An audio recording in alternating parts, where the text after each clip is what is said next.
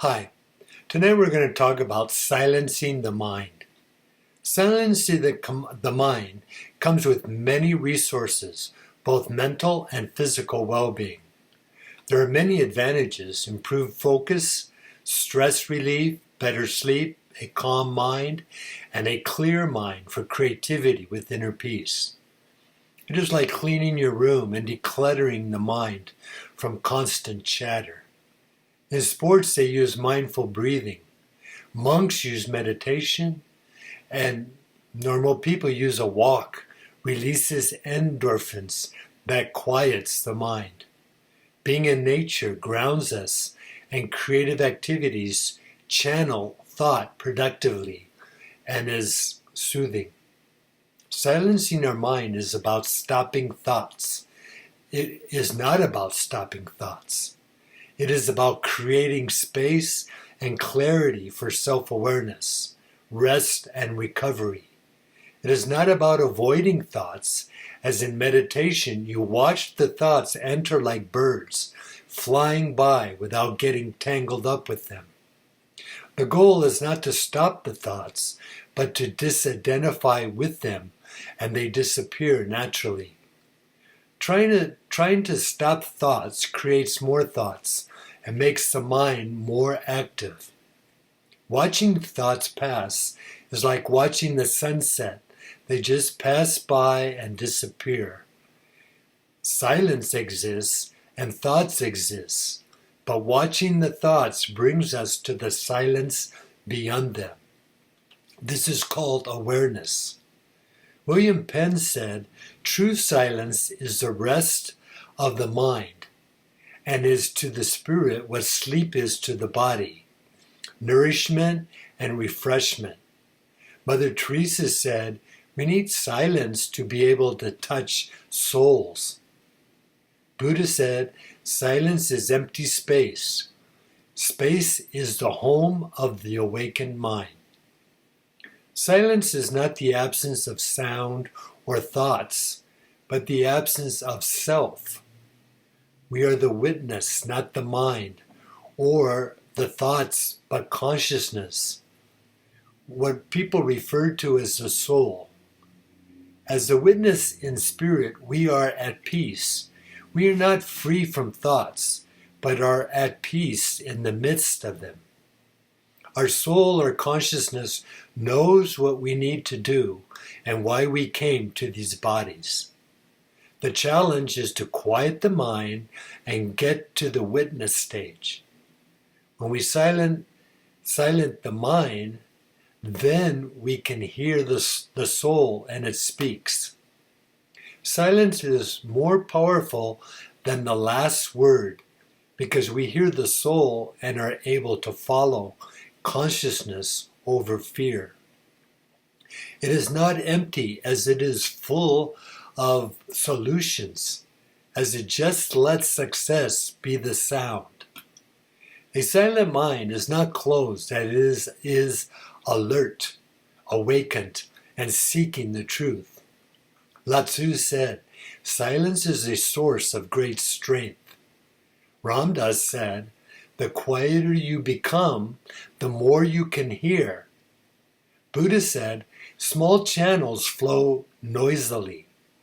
The great flow is silent. Whatever is not full makes noise. Whatever is full is quiet."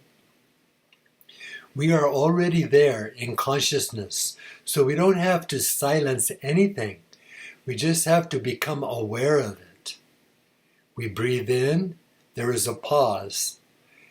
And then we breathe out, the same pause. In between thoughts, there is a gap. It is a thoughtless gap that lasts a second.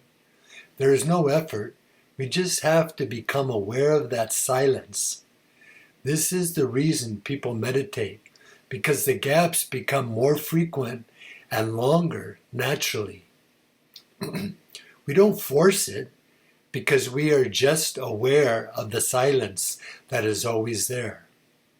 The thoughts are there too, so we just let them come and go as they are there with the silence. We don't need to negate them. Just recognize the silence. They are not connected. When I went to India in the ashram, we had to meditate 4 hours every day and do yoga twice a day. In the beginning, it was a struggle until I started resting in the silence and enjoying it. As a monk, we didn't worry about thoughts and were attracted to the silence. There are problems and thoughts, but they didn't bother me. Indira Gandhi declared martial law, so I was lucky to have to live on the upper stories with the old monks, because if the soldiers came, I would go on the roof and hide. Osho said, remember one thing, except for silence, everything else is your imagination. Rumi said, listen to silence, it has so much to say. Carolyn Myss says, the soul always knows what to do to heal itself. The challenge is to silence the mind. Noise generates thoughts that generate illusions, while silence ushers in the truth. It does this by nourishing peace and wisdom. When I stopped being a monk, I went to Iran in 1978 to teach at the Air Force.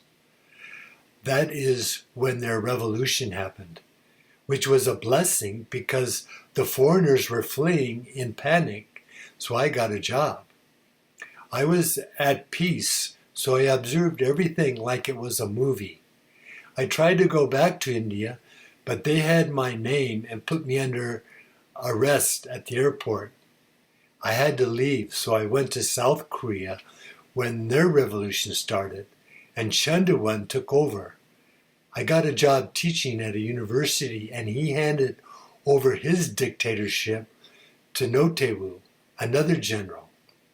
I was there for about 11 years, and it was another blessing because I met my wife there and both my children were born there. I noticed foreigners stressing and worried about North Korea, but thanks to my training, I loved it. I loved it there. Yogananda said, through the portals of silence, the healing sun of wisdom and the peace will shine upon you. Lao Tzu said, silence is a source of great strength. Chopra said, silence is the great teacher, and to learn its lesson, you must pay attention to it. I learned that a happy life is a quiet life, in peace, joy, and silence. It speaks volumes and gives the best answer for problems, as smiling is the best reply to all situations. Whoever understands and makes silence their reality makes it their home. Questions and answers in the mind keep us outside the peace inside. They don't allow us to enter, so we are outside wandering around looking for it. Like removing our shoes before entering our house, we leave our questions and answers with our shoes and enter in peace and tranquility. The world is noisy, distracting, and contributes to stress, anxiety, and uneasiness, if we allow it. In quiet moments, we find insight and our true inner nature. It is the friend that speaks without words, an element that creates and constructs great things. Silence finds solutions we can't find outside. It is the safe harbor of the soul, where the quieter we become, the more we hear. It never judges and is not empty, as it is full of answers where we discover our inner truth.